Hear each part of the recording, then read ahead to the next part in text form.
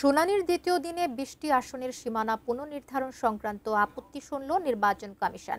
সোমবার সকাল থেকে বিকেল ৫টা পর্যন্ত শুনানি অনুষ্ঠিত হয়। শুনানিতে অংশ নেয়াদের বেশিরভাগই বিদ্যমান আসন বিন্যাস বহাল চেয়েছেন, যার দাবিতে কমিশনের সামনে মানববন্ধন হয়েছে।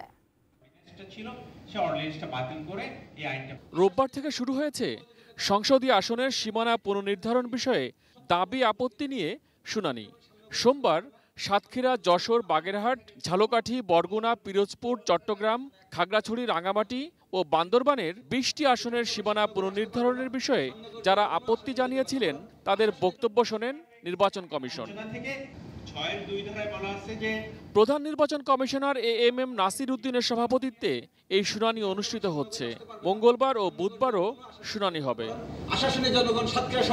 সীমানা পুনর্নির্ধারণ করায় এবার বাগেরহাটে একটি আসন কমেছে।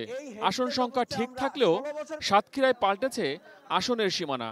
এসব বিষয় নিয়ে তীব্র আপত্তি উঠেছে কমিশনের শুনানিতে। কিন্তু ডিলিমিটেশন করে এমন উপজেলার সঙ্গে সংযুক্ত করে দেওয়া হয়েছে, সাতক্ষীরার এই ৩ এবং ৪ আসনের জনগণের শুভ তাদের দুর্বিষহ, তাদের বিপদ, সংঘাত এবং সংক্ষুব্ধ অবস্থায় তারা। মোনালিসা হেভি ফ্লো 15 পিস প্যাকেটের সাথে 8 পিসের একটি প্যাকেট একদম ফ্রি।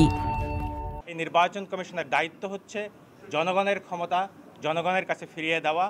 ওনরা সেই জনগণের ক্ষমতা জনগণের কাছে ফিরিয়ে না দিয়ে ওনরা বাগেরহাটের জনগণের যে 4টা সিট ছিল সেটার একটা ওনরা কর্তন করেছেন।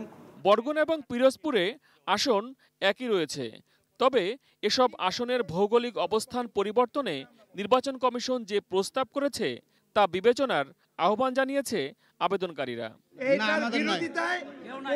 এই উপজেলায় একজন ব্যক্তি বিরোধিতা করে,